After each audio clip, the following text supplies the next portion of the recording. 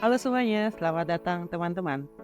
Saya Sena Alfarizi dan saya kali ini akan mengajak kalian tentang gimana sih cara pemikiran orang terkait dengan pembulian. Kali ini kita akan membahas pembulian kali ini. Baik, saya akan mewawancarai beberapa teman saya, ya, beberapa teman baik saya terkait dengan topik pembulian seperti ini. Yang dimana kita tahu pembulian ini sedang marak terjadi, lagi di media sosial seperti itu kan. Ini saya akan membahas terkait dengan pembulian dan akan mewawancarai mereka. Nah, seperti apa reaksinya dan jawaban mereka? Mari kita lihat. Kali ini saya bersama dengan teman saya, dengan siapa? Adi. Adi. Iya.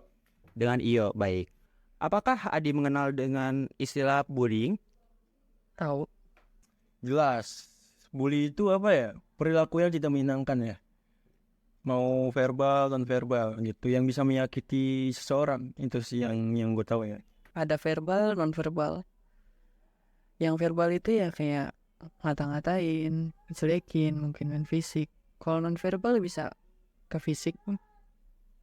Apakah yang kamu ketahui tentang pembulian? Pembulian tadi kan udah gue kasih tahu sebelumnya. Ya mungkin lebih ke contohnya kali ya. Iya. Contohnya kalau verbal sih ngata-ngatain, ngomong kasar, kayak berdak, kayak cakep aja gue kalau salah satu bully ya kan. Tapi itu bisa termasuk bully fisik juga. Tapi kan kalau bully verbal kan lebih ke ngomong tadi mulut. Kalau bully fisik tuh lebih ke mungkin ngeplak, kayak kan mungkin tendang segala macem ya kan, ngegampar. Itu bully fisik sebenarnya gue. Baik. Apakah Adi pernah jadi korban bullying? Mungkin bisa dibilang pernah. Oh jelas pernah saya. Jelas. Seperti apa pembulian yang kamu alami? Secara verbal. Contohnya seperti apa? Contohnya ya apa ya? Ya entah dikata-katain atau mungkin dia ngeledekin secara berlebihan. Seperti itu sih. Baik. Ya pernah. Iya pernah dikata-katain. Even itu ngata-ngatain keluarga, ekonomi, ya kan. Jika ada pembulian di depan mata kamu, apakah yang akan kamu lakukan? Mungkin kalau teman sendiri bakal ngebela ya. Tapi kalau mungkin orang lain kayak lebih baik diem gak sih? Kalau gue lebih ke kita lihat dulu nih kondisinya. Dia tuh bullyingnya sampai kayak gimana. Kalau misalkan dia bullyingnya sampai fisik terutama ke perempuan ya, kita pasti menghalanginya kan, kayak melerai itu semua. Tapi kalau misalkan ke laki-laki sama laki-laki dia ngelakuin bully, ya udah silakan itu. Kecuali kalau emang udah parah banget kita ngelerai. Karena kan mau gak mau itu jatuhnya kayak penganiayaan juga kan kalau sampai main fisik tuh. Kalau misalkan ke teman sahabat keluarga sih gue gak terima banget ya gitu, karena itu menurut gue ya itu udah mental bre. Lu ngatain mental seseorang, jangan ngejudge, jangan ngebully.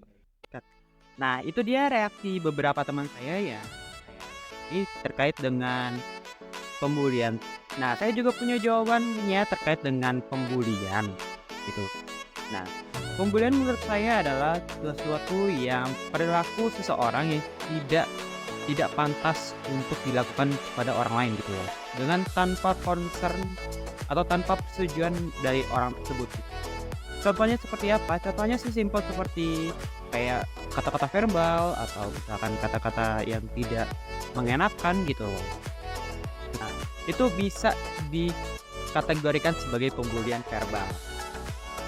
Lalu ada juga kayak seperti kita tuh kayak misalkan bercanda kayak misalkan nempeleng seorang gitu loh, nempeleng teman kita sendiri yang sudah lama. Namun ketika orang tersebut tidak terima dengan perlakuan kita, maka itu bisa dikategorikan sebagai pembulian. Nah, hati-hati ya teman-teman ya, ketika kita bercanda atau dengan niatan bercanda kepada teman sendiri, itu tidak menjamin bahwa kalian tuh bukan pembuli gitu loh. Kita pun juga turut berperan penting dalam ikut andil pembulian gitu. Nah, kayak misalkan ketika kita bercanda-bercanda seperti tadi, oleh teman-teman kita, dan juga seperti kayak kita memukul atau menempeleng seseorang ke teman kita, teman sahabat kita gitu. Dan itu perlu hati-hati ya teman-teman ya, karena kita juga bagian daripada pelaku pembulian kalau misalkan terjadi seperti itu. Oleh karena itu penting bagi kita untuk menjaga perilaku kita dan juga menjaga karakter kita agar tidak menjadi pelaku ataupun jadi. Nah, gimana caranya supaya kita tidak menjadi korban pembulian?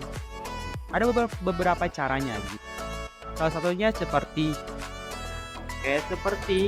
tunjukkan prestasi kalian gitu kepada orang-orang. Misalkan kalian pintar dalam matematika, tunjukkan hal itu. Lalu yang kedua adalah jalin pertemanan dengan banyak orang, seperti itu. Lalu yang ketiga juga adalah tumbuhkan rasa kepercayaan diri kepada teman-teman. Meskipun kalian punya banyak kekurangan, tunjukkan bahwa kekurangan itu tidak menjadi halangan bagi kalian gitu. Lalu yang keempat adalah tidak gampang terpancing oleh lawan gitu. Kayak misalkan kalian diejek atau dikata-katain seperti itu, tunjukkan bahwa kalian tuh tidak seperti itu gitu. Dengan caranya ya tidak terpancing gitu. Terus yang kelima, yang terakhir adalah jadikan bulian tersebut sebagai penyemangat untuk kalian sukses gitu.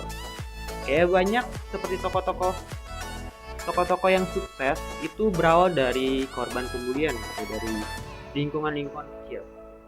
Nah, mereka menjadikan pembulian sebagai semangat juang bagi mereka berproses gitu. Dan ya, akhirnya mereka sukses beneran. Nah, itulah sudut pandang teman-teman saya terkait dengan pembulian gitu. Bagaimana menurut kalian terkait dengan pembulian tersebut? Silahkan komen di bawah ya. Baik, saya Sena Alfarizi mengundurkan diri. Assalamualaikum warahmatullahi wabarakatuh.